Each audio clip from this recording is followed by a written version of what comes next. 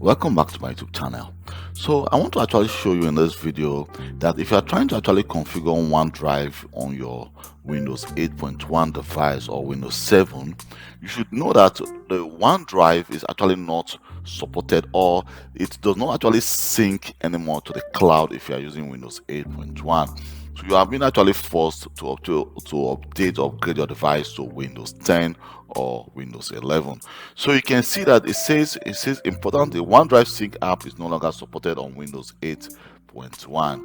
And when you click learn more, it's going to take you to this link here, which says OneDrive Sync app no longer supported on Windows 7, 8 or 8.1.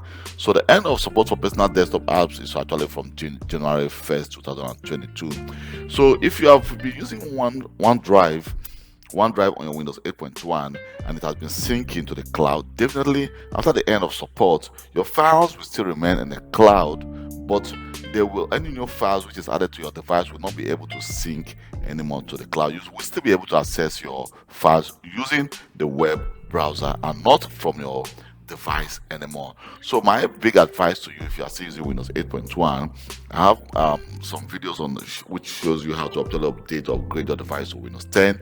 I will advise you to actually upgrade your device from Windows 8.1 to Windows 10, because Windows 10 is actually more user friendly, and I actually prefer Windows 11 device, because most people are complaining that they don't love the way Windows 11 looks like. But if you have been using it for a very long time, I think you will love the way it looks. So for me, I prefer to actually use Windows 11 because I'm using it actually at home on my two device, laptop and desktop.